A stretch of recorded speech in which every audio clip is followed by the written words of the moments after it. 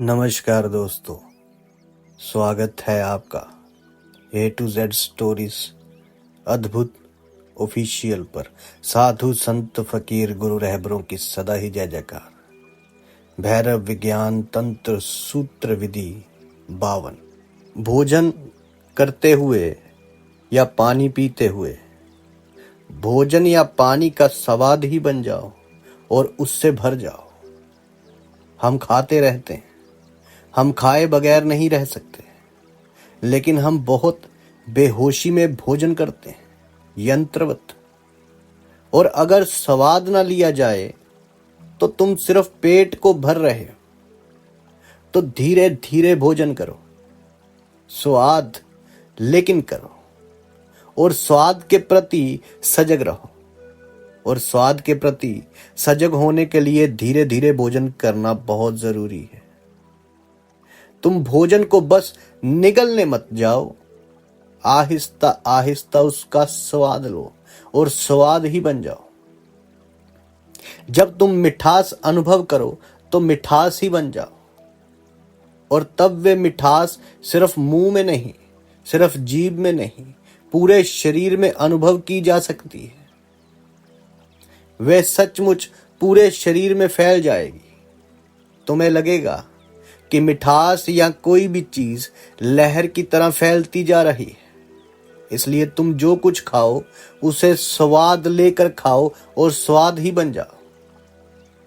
यही तंत्र दूसरी परंपराओं में सर्वथा भिन्न है, विपरीत मालूम पड़ता है। जैन अस्वाद की बात करते हैं। महात्मा गांधी ने तो अपने आश्रम में अस्वाद को एक नियम बना लिया था। नियम था कि खाओ स्वाद के लिए, मत खाओ। स्वाद मत लो, स्वाद को भूल जाओ। वे कहते हैं कि भोजन आवश्यक है, लेकिन यंत्रवत भोजन करो। स्वाद वासना है, स्वाद मत लो। तंत्र कहता है कि जितना स्वाद ले सको उतना स्वाद लो। ज्यादा से ज्यादा संवेदनशील बनो, जीवंत बनो। इतना ही नहीं कि संवेदनशील बनो, स्वाद ही बन जाओ। अस्वाद से तुम्हारी इंद्रियां मर जाएंगी, उनकी संवेदनशीलता जाती रहेगी, और संवेदनशीलता के मिटने से तुम अपने शरीर को, अपने भावों को अनुभव करने में असमर्थ हो जाओ। और तब फिर तुम अपने सिर के केंद्रित होकर रह जाओगे, और सिर में केंद्रित होना विभाजित होना। तंत्र कहता है अपने भीतर विभाजन मत पैदा करो।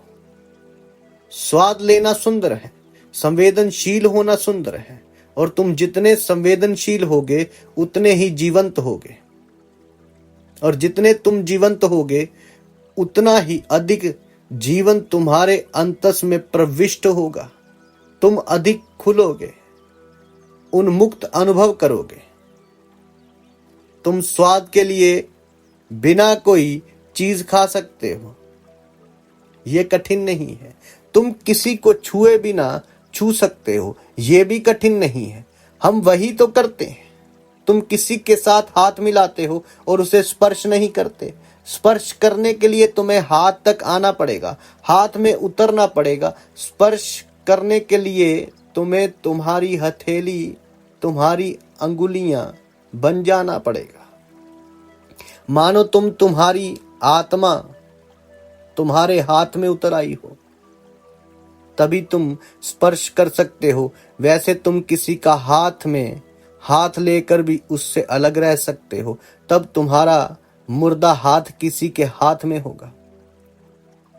वे छूता हुआ मालूम पड़ेगा, लेकिन वे छूता नहीं है। हम स्पर्श करना भूल गए हैं। हम किसी को स्पर्श करने से डरते हैं, क्योंकि स्पर्श करना कामुकता का प्रतीक बन गया है।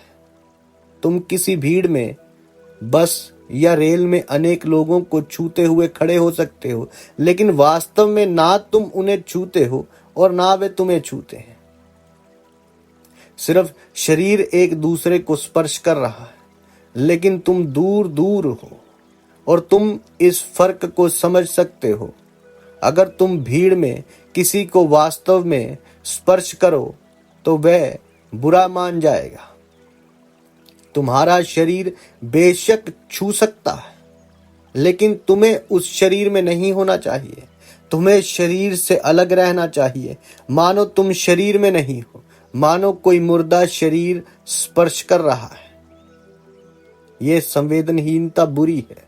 ये बुरी है क्योंकि तुम अपने को जीवन से बचा रहे हो।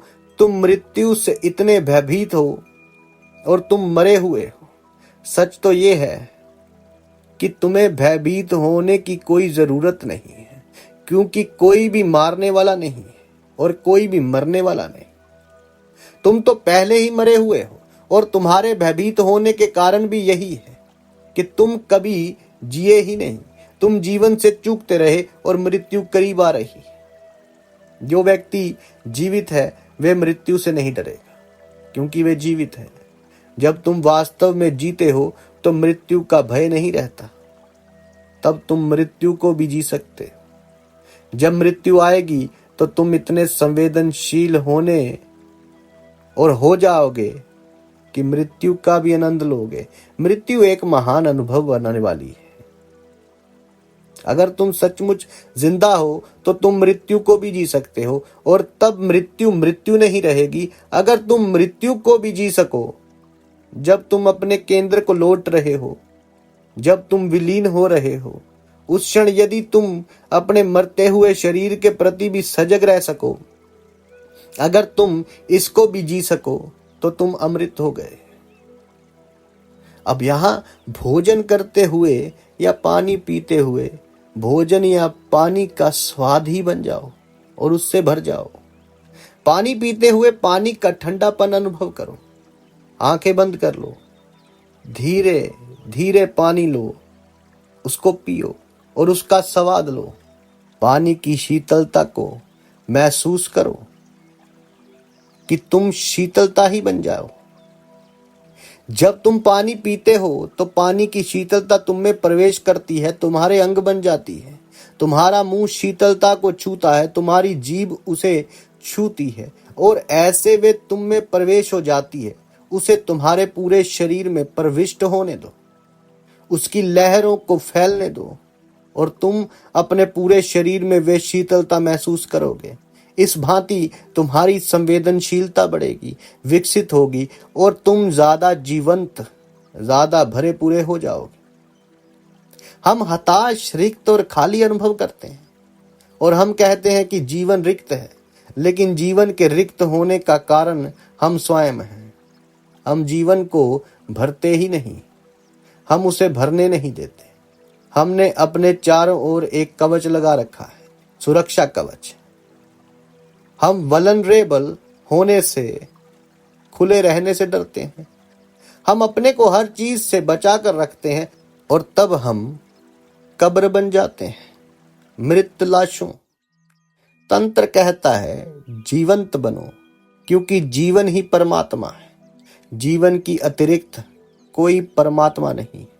तुम जितने जीवंत होगे उतने ही परमात्मा होगे, और जब समग्रता जीवंत होगे तो तुम्हारे लिए कोई मृत्यु नहीं है।